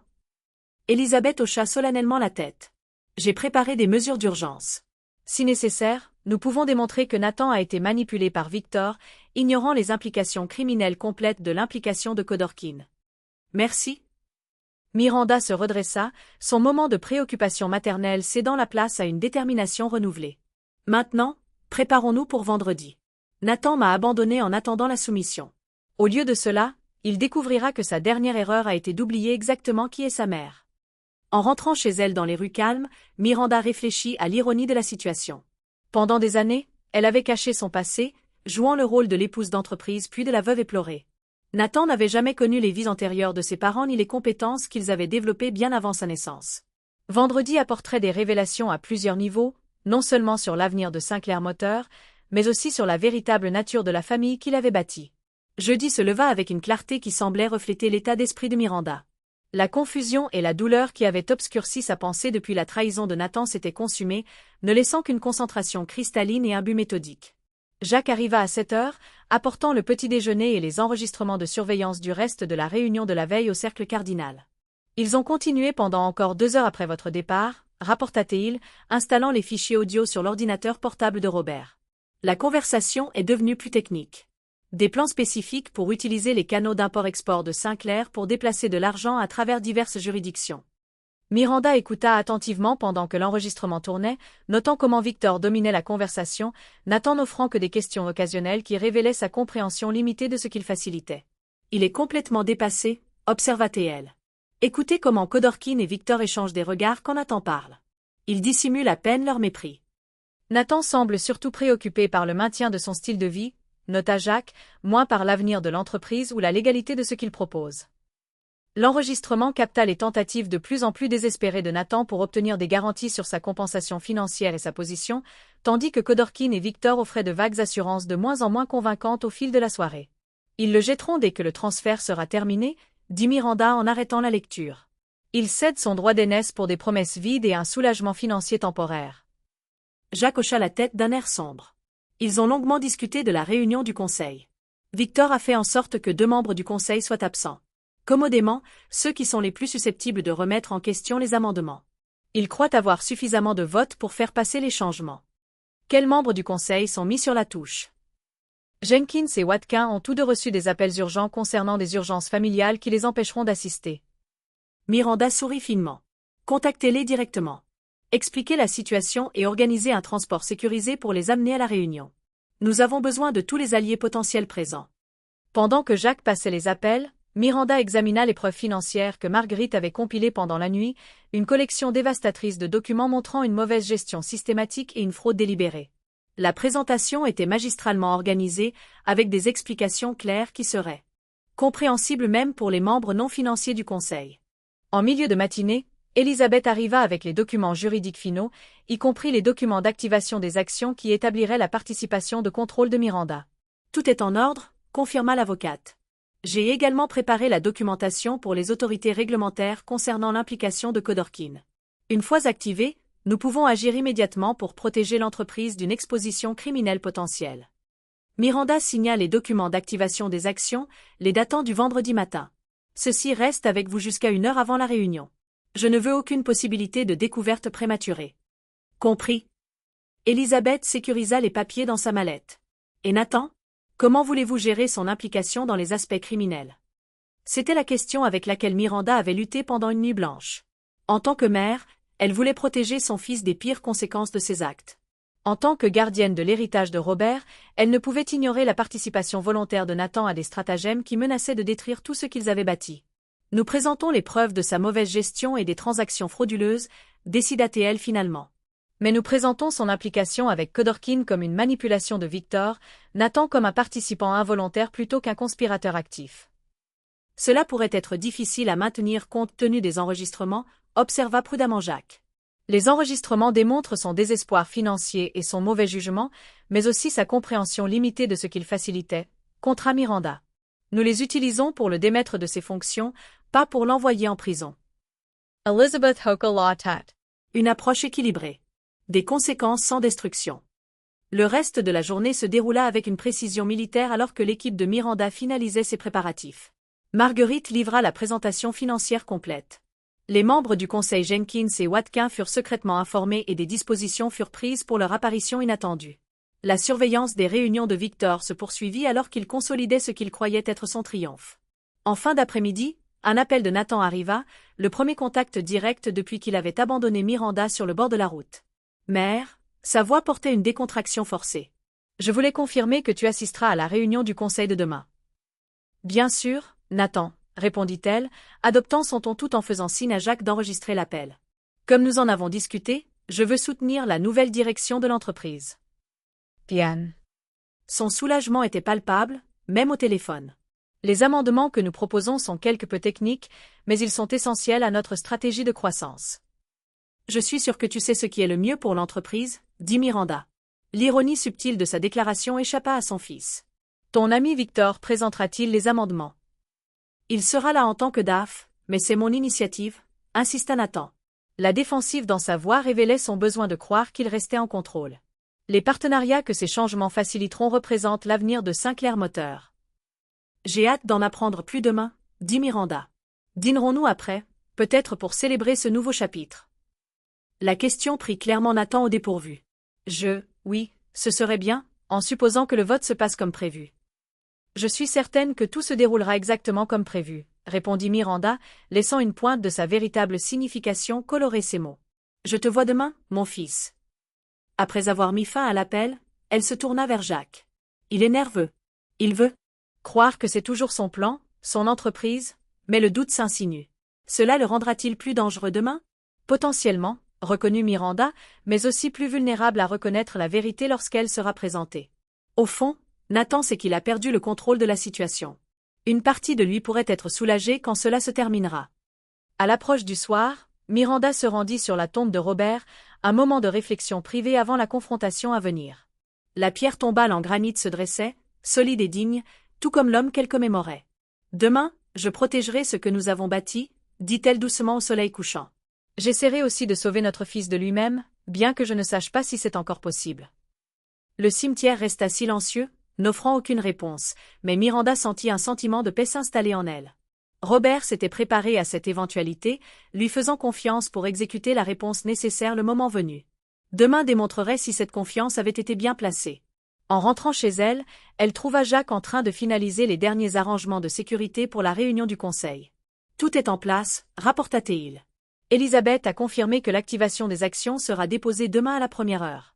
Marguerite est prête à présenter les preuves financières. Jenkins et Watkin arriveront séparément, sans être annoncés, jusqu'au début de la réunion. Et les autorités concernant Khodorkin sont en attente. Une fois que nous aurons l'autorisation du Conseil, elles pourront agir immédiatement pour geler toutes les transactions en attente et enquêter sur l'opération de blanchiment d'argent. Miranda hocha la tête en signe d'approbation. Alors nous sommes aussi préparés que possible. Le reste dépend de l'exécution. Jacques l'étudia avec la perspicacité de décennies d'expérience partagée. Vous vous inquiétez de la réaction de Nathan? Oui, Admiral. Demain détruit la fiction dans laquelle il a vécu. Pas seulement sur l'entreprise, mais sur qui je suis, qui son père et moi avons toujours été. Il pourrait ne jamais comprendre complètement, observa doucement Jacques. Certaines personnes ne sont pas équipées pour réconcilier des vérités contradictoires sur leurs parents. Peut-être pas, convint Miranda. Mais il doit faire face à la réalité, quoi qu'il en fasse finalement. Le temps des fictions protectrices est révolu. Elle se dirigea vers la fenêtre, regardant l'obscurité s'installer sur les terres du domaine qui avaient autrefois résonné des rires d'enfance de Nathan. Demain apporterait une prise de conscience qui se préparait depuis des années, une qui déterminerait non seulement l'avenir de Sinclair Moteur, mais aussi s'il restait quelque chose de la famille qu'il avait créée. Robert disait toujours que la crise révèle le caractère, dit-elle doucement. Demain, nous découvrirons de quoi Nathan est vraiment fait, et s'il reste quelque chose qui vaille la peine d'être sauvé. Le vendredi matin arriva avec un brouillard inhabituel pour la saison, enveloppant la ville d'une brume grise qui reflétait la gravité de la journée à venir. Miranda s'habilla avec un soin particulier, choisissant un tailleur bleu marine qui avait été l'un des favoris de Robert, professionnel mais imposant, le genre de tenue qui transmettait l'autorité sans nécessité de mots. Elisabeth a appelé, rapporta Jacques alors qu'il les conduisait vers le siège de Sinclair. Les documents d'activation des actions ont été déposés et confirmés. Vous détenez maintenant officiellement une participation de contrôle dans l'entreprise. Miranda hocha la tête, révisant ses notes une dernière fois. Et nos alliés au conseil? Jenkins est arrivé à son hôtel la nuit dernière. Watkin est en route depuis l'aéroport. Maintenant. Tous deux entreront dans le bâtiment séparément par des points d'accès différents environ 15 minutes avant le début de la réunion. L'opposition de Victor? Déjà au siège avec Nathan. Ils sont là depuis 7 heures, rencontrant individuellement des membres du conseil. Pour sécuriser les votes de dernière minute, vraisemblablement. Miranda regarda les bâtiments enveloppés de brouillard qu'ils dépassaient. Après aujourd'hui, plus rien ne sera pareil pour aucun d'entre nous, surtout pour Nathan. Avez-vous des doutes? Demanda prudemment Jacques. Non, répondit-elle sans hésitation. Mais je ne prends aucun plaisir à ce qui doit être fait. Nathan a créé cette situation par ses choix, mais comprendre cela ne rend pas les choses plus faciles. Robert serait fier de la façon dont vous avez géré cela, dit doucement Jacques. Équilibrer la justice et la miséricorde n'est pas simple. Ils arrivèrent au siège de Sinclair 40 minutes avant la réunion prévue. Miranda choisit d'entrer par le hall principal plutôt que par l'entrée des cadres. Un choix délibéré qui lui permit d'être vue par les employés qui la connaissaient depuis les débuts de l'entreprise. Le respect dans leurs salutations, la chaleur sincère du personnel de longue date, renforçaient l'héritage pour lequel elle se battait. Elisabeth attendait dans une petite salle de conférence qu'ils avaient désignée comme leur zone de préparation, accompagnée de Marguerite Chen, dont l'énergie nerveuse se manifestait par la réorganisation continue de ses documents de présentation. Tout est prêt, confirma Elisabeth. Les certificats d'action ont été enregistrés auprès du secrétaire général de la société. Une fois la réunion commencée, la nouvelle structure de propriété sera officiellement inscrite au procès-verbal. Et les preuves? Demanda Miranda en se tournant vers Marguerite. Toute documentée et organisée, répondit la comptable en indiquant sa présentation. Pistes financières, transactions frauduleuses, transferts de fonds non autorisés, tout ce qui est nécessaire pour démontrer la mauvaise gestion systématique et la tromperie. Miranda hocha la tête en signe d'approbation. N'oubliez pas, présentez les faits clairement, mais sans émotion. Les preuves parlent d'elles-mêmes. Elles n'ont pas besoin d'une emphase dramatique. 5 minutes avant l'heure prévue de la réunion, Miranda reçut la confirmation que Jenkins et Watkin étaient arrivés et étaient en position pour entrer dans la salle du conseil lorsque le signal serait donné.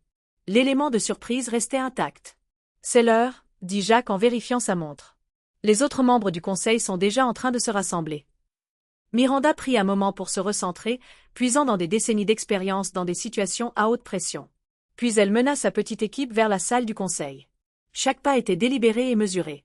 La réaction à son entrée fut précisément ce qu'elle avait anticipé. Nathan, debout à la tête de la table avec Victor légèrement derrière son épaule droite, hésita en plein milieu de sa phrase. Plusieurs membres du conseil levèrent les yeux avec des expressions allant de la surprise au soulagement à son entrée confiante, accompagnée d'Elisabeth Grenier, dont la réputation était bien connue de quiconque dans la gouvernance d'entreprise. Mère. Nathan se reprit rapidement, son ton un mélange prudent de bienvenue et de méfiance. Et maître Grenier, je ne savais pas que vous viendriez avec un conseil aujourd'hui. Étant donné l'importance des amendements proposés aujourd'hui, cela semblait prudent, répondit calmement Miranda, prenant place à mi-chemin de la table plutôt qu'à sa position habituelle près du bout. Un changement subtil mais clair dans la dynamique du pouvoir. Les yeux de Victor se plissèrent presque imperceptiblement alors qu'il évaluait ce développement inattendu.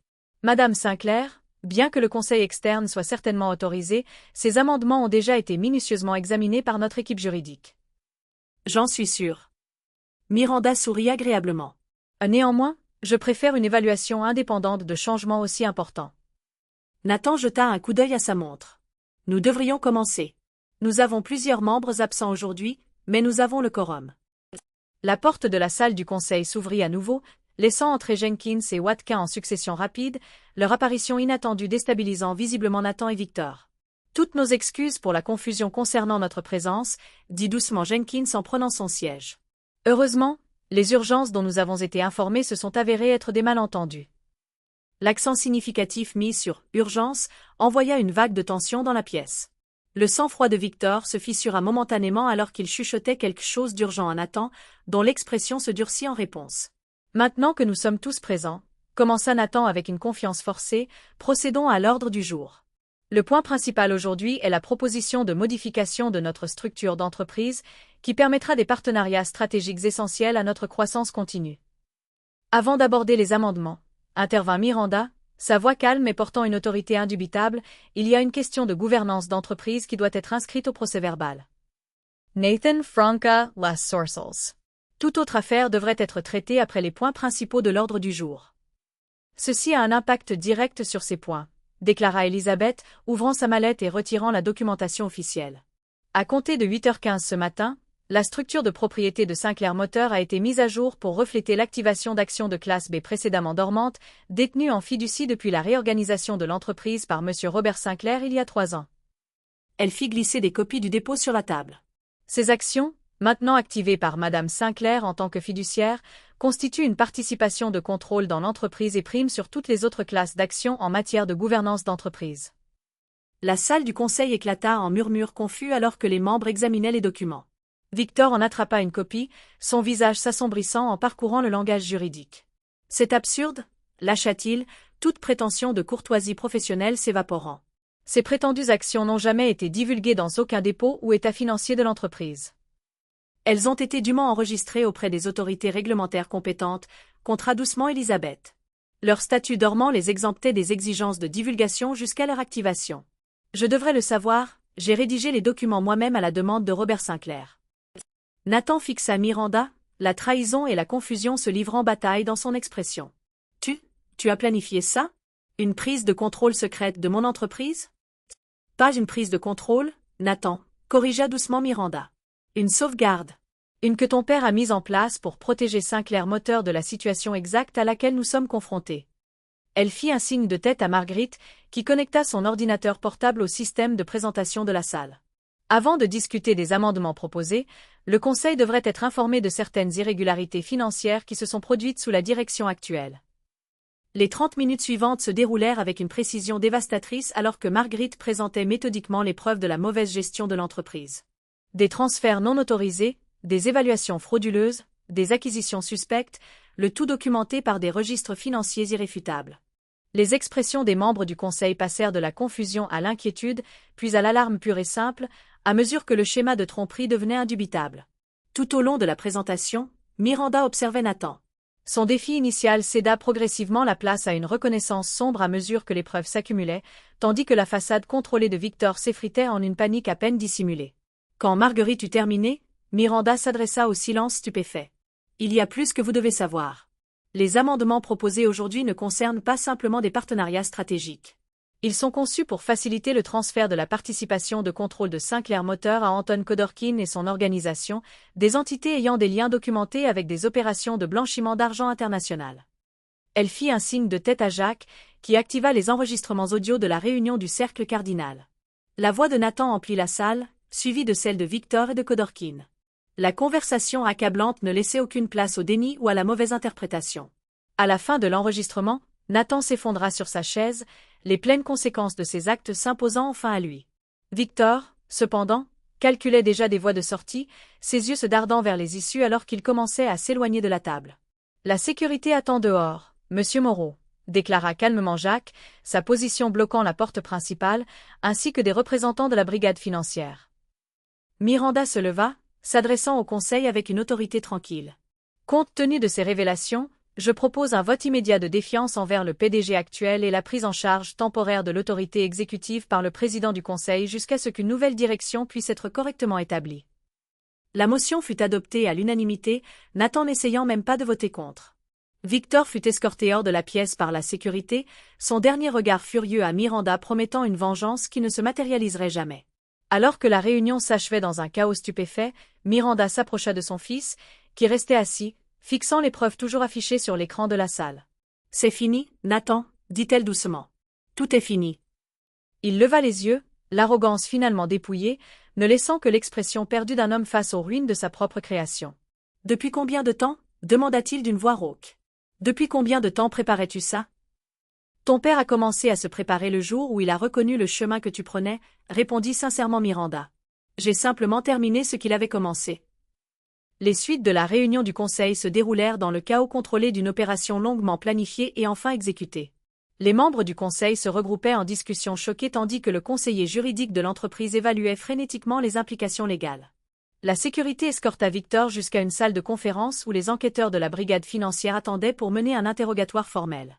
Au milieu de tout cela, Miranda maintenait un centre calme, dirigeant les actions nécessaires avec l'autorité tranquille qui avait autrefois caractérisé son leadership dans des circonstances très différentes.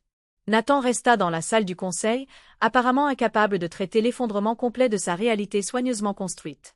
Lorsque l'espace se vida finalement de tout le monde sauf Miranda et Jacques, il leva les yeux vers sa mère avec des yeux qui contenaient plus de questions qu'elle ne pourrait jamais répondre en une seule conversation. « Qui es-tu » demanda-t-il finalement, sa voix à peine audible. « Toi et papa, qui étiez-vous vraiment » Miranda réfléchit attentivement à la question.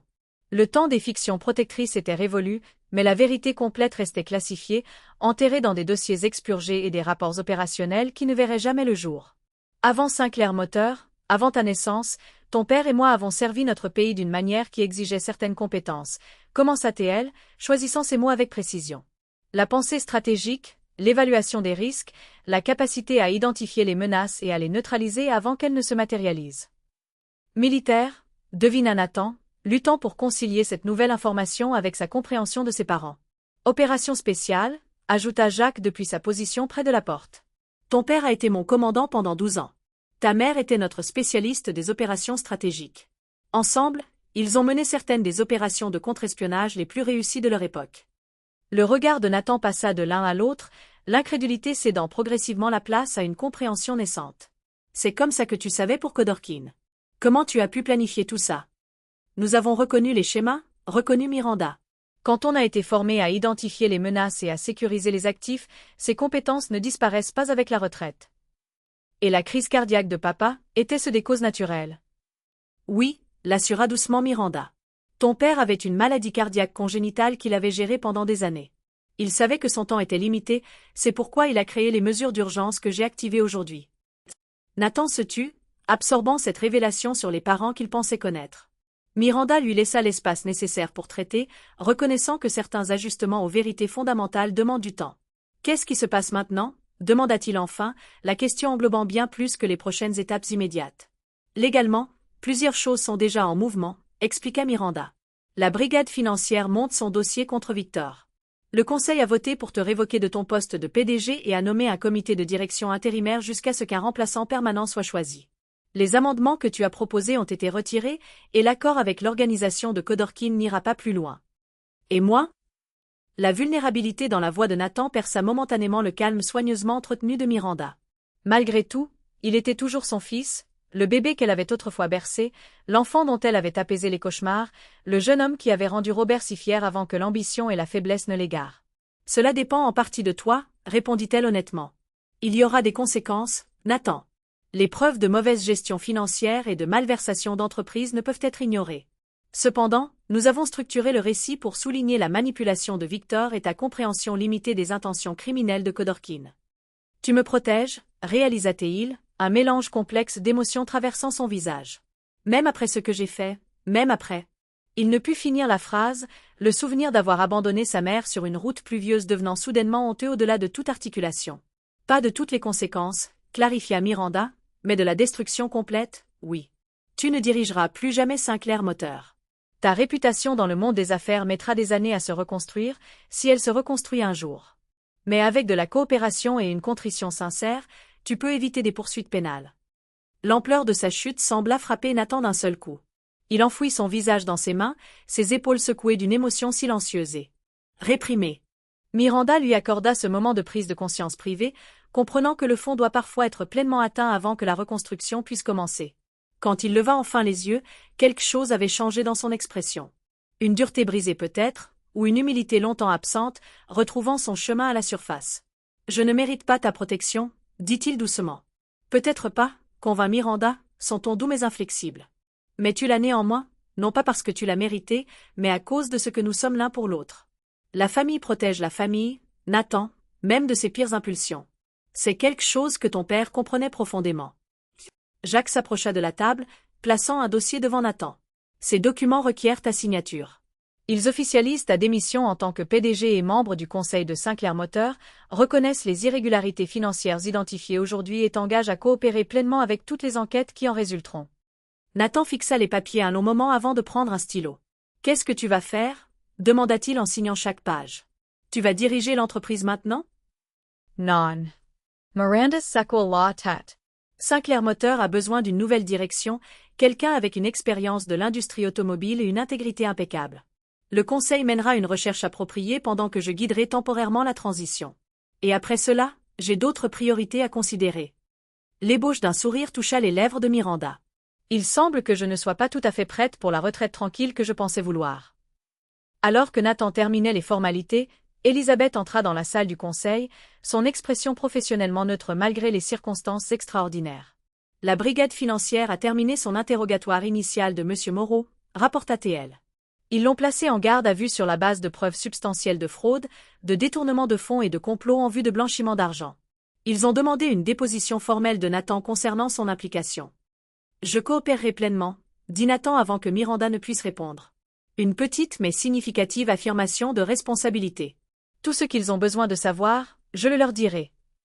Elisabeth hocha la tête en signe d'approbation. Cette approche renforcera considérablement notre position concernant votre culpabilité limitée. Elle se tourna vers Miranda. Le comité de direction intérimaire se réunit dans la salle de conférence des cadres. Ils ont demandé votre présence pour aider à stabiliser l'organisation et à répondre aux préoccupations immédiates. Bien sûr. Miranda rassembla ses affaires, se préparant à naviguer dans la phase suivante des défis de la journée. Elle s'arrêta avant de partir, fixant Nathan d'un regard qui portait à la fois compassion et attente sans compromis. Nous continuerons cette conversation plus tard. Pour l'instant, dis aux enquêteurs toute la vérité, Nathan. Plus de tromperie, plus d'évasion. Il hocha la tête, quelque chose comme un soulagement traversant ses traits. La libération paradoxale qui vient parfois de ne plus avoir d'option de fuite. Dans le couloir, Miranda s'autorisa brièvement à reconnaître le coup émotionnel de la matinée. Jacques, toujours observateur, remarqua sa vulnérabilité momentanée. « Ça va » demanda-t-il doucement. « Ça ira » l'assura-t-elle en se redressant. « C'était nécessaire, mais pas facile. » Robert serait fier de la façon dont vous avez géré cela, offrit Jacques. La force sans la cruauté, les conséquences sans la destruction. Peut-être, reconnut Miranda. Bien que je soupçonne que même Robert n'aurait pu anticiper à quel point notre fils perdrait complètement son chemin. Ou avec quelle détermination sa mère agirait pour le ramener, contra Jacques. En se dirigeant vers la salle de conférence où le comité de direction nouvellement nommé attendait, Miranda réfléchit aux événements de la journée, non pas comme une victoire, mais comme la première étape essentielle d'une réhabilitation qui nécessiterait des mois, peut-être des années, pour être complète. Pour Sinclair Moteur, pour Nathan et pour elle-même. L'entreprise survivrait, plus forte pour avoir excisé la corruption qui avait menacé ses fondations. Nathan ferait face à une prise de conscience attendue depuis longtemps, avec la possibilité, aussi lointaine soit-elle, d'une rédemption éventuelle. Et Miranda elle-même était sortie de la coquille protectrice de la retraite, réclamant non seulement son autorité au sein de l'entreprise, mais aussi des aspects de son véritable moi qui était resté dormant depuis la mort de Robert. Que se passera-t-il après la transition ? Demanda Jacques alors qu'ils approchaient de la salle de conférence. Retournerez-vous à la retraite ? Miranda examina la question avec une clarté nouvelle. Non, décida-t-elle. Je pense qu'il est temps pour un nouveau chapitre, un qui honore l'héritage de Robert tout en reconnaissant que la vie continue d'évoluer. Quelle que soit cette évolution, elle l'affronterait avec la même pensée stratégique et la même force tranquille qui l'avait guidée à travers cette crise. L'abandon cruel de Nathan sur cette route pluvieuse avait en effet été sa dernière erreur. Non seulement dans son plan pour contrôler Sinclair Moteur, mais dans sa méconnaissance fondamentale de qui sa mère avait toujours été. 6 mois après la confrontation dans la salle du conseil qui avait tout changé, Miranda se tenait à la fenêtre du bureau de Robert, son bureau maintenant, réapproprié comme un espace de travail plutôt qu'un sanctuaire. L'hiver avait cédé la place au printemps, les jardins en contrebas éclatant d'une nouvelle croissance qui semblait une métaphore appropriée pour les transformations en cours. Sinclair Moteur n'avait pas seulement survécu à la crise, mais en était sorti plus forte. Le comité de direction intérimaire, sous la direction de Miranda, avait stabilisé les opérations. Des divulgations transparentes aux actionnaires et aux régulateurs avaient reconstruit la confiance, et une nouvelle PDG avait été choisie après une recherche exhaustive. Catherine Daniel, une vétérane de l'industrie avec des références impeccables et une philosophie de gestion qui correspondait à l'engagement renouvelé de l'entreprise envers l'intégrité. La porte s'ouvrit doucement et Jacques entra avec les rapports du matin. Leur relation de travail avait évolué en une routine confortable, Jacques servant officiellement de chef de cabinet de Miranda pendant la transition et officieusement de son conseiller le plus fiable en toute matière. Les chiffres finaux de la récupération d'actifs, annonça-t-il, plaçant un dossier sur son bureau. Les experts comptables judiciaires ont tracé et récupéré 87% des fonds que Victor a détournés par le biais de ses divers stratagèmes. Mieux que prévu, observa Miranda en parcourant les chiffres. Et Victor lui-même? Condemn here. 18 ans pour fraude, détournement de fonds, complot et blanchiment d'argent. Aucune possibilité de libération conditionnelle avant au moins 12 ans. Miranda hocha la tête, la satisfaction tempérée par la conscience du coût humain. Victor s'était avéré encore plus corrompu qu'il ne l'avait initialement réalisé, ses stratagèmes s'étendant au-delà de Sinclair Moteur à plusieurs autres entreprises qu'il avait infiltrées de la même manière. Sa coopération après son arrestation avait été minimale, son arrogance intacte même lorsque les preuves s'accumulaient contre lui. Et Khodorkin? Interpol l'a appréhendé à Dubaï la semaine dernière. Les preuves de l'affaire Sinclair ont fourni les dernières pièces dont ils avaient besoin pour un mandat d'arrêt international. Jacques s'autorisa un petit sourire de satisfaction professionnelle. Vos enregistrements du cercle cardinal se sont avérés particulièrement précieux. Certaines compétences ne disparaissent jamais vraiment, reconnut Miranda. Bien que je doute que Robert ait jamais imaginé que ma formation en surveillance serait appliquée à la malversation d'entreprise. Elle quitta la fenêtre pour son bureau, où un autre dossier attendait, celui-ci contenant des mises à jour sur une affaire plus personnelle. Elle l'ouvrit avec soin, examinant le contenu qu'elle connaissait déjà par cœur. Le conseiller de Nathan rapporte des progrès continus, nota Jacques, observant son attention au document. 6 mois de thérapie, une participation régulière au programme de redressement financier et le maintien de sa sobriété. La découverte de l'addiction au jeu de Nathan avait été l'une des nombreuses révélations douloureuses au lendemain de la confrontation. Ce qui avait commencé comme un divertissement occasionnel avait dégénéré en une compulsion destructrice, alimentée par la pression d'essayer de remplir le rôle de son père et systématiquement exploité by Victor.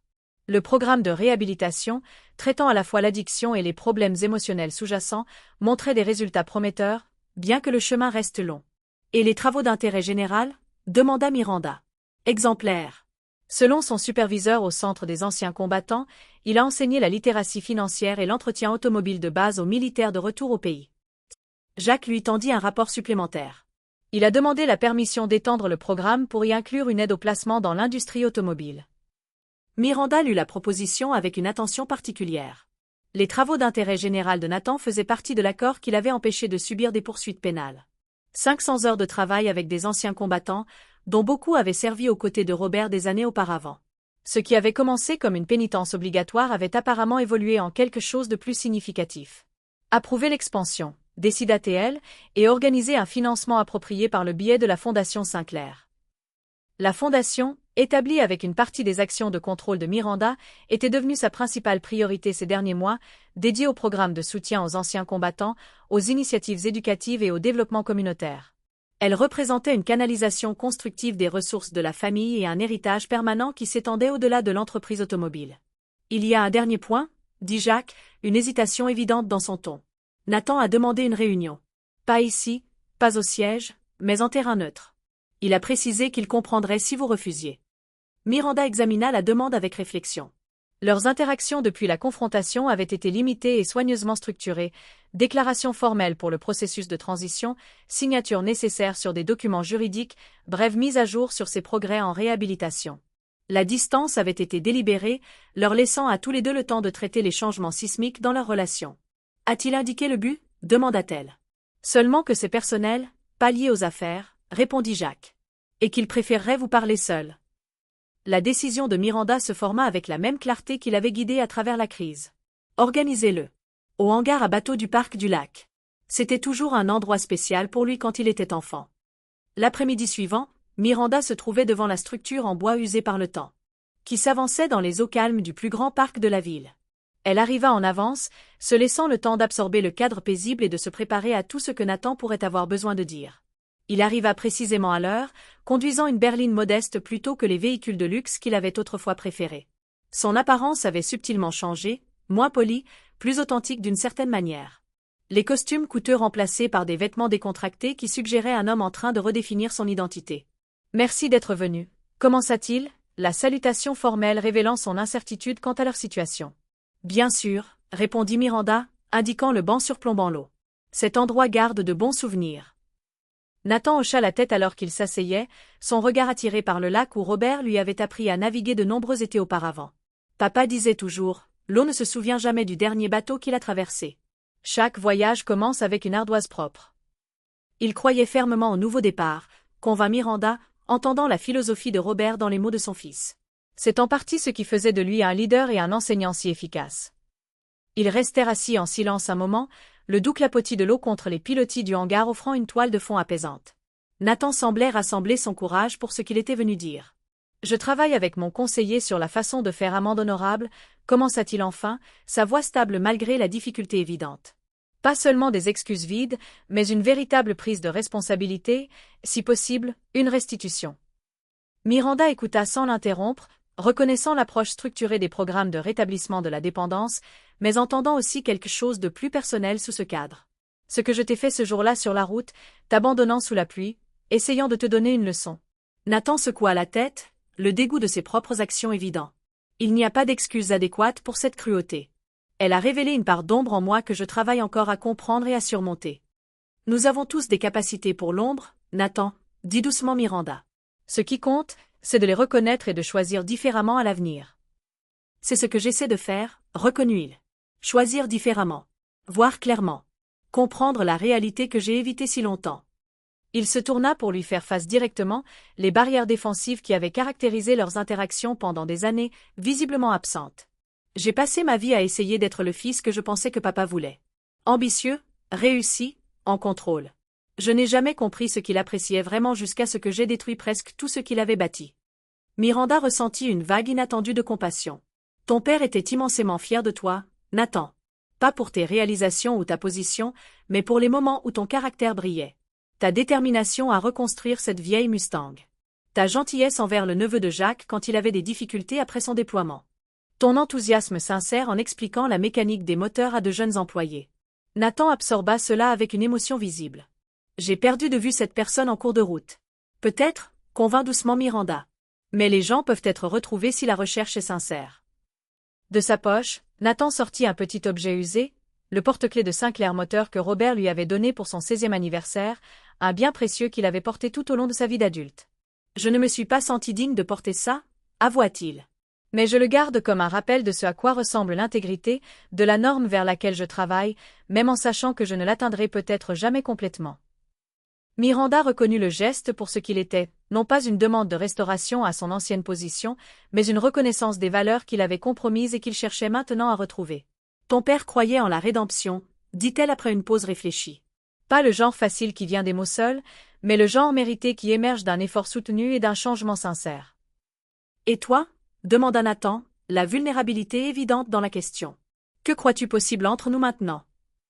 Miranda réfléchit attentivement, honorant l'importance du moment avec une honnêteté totale.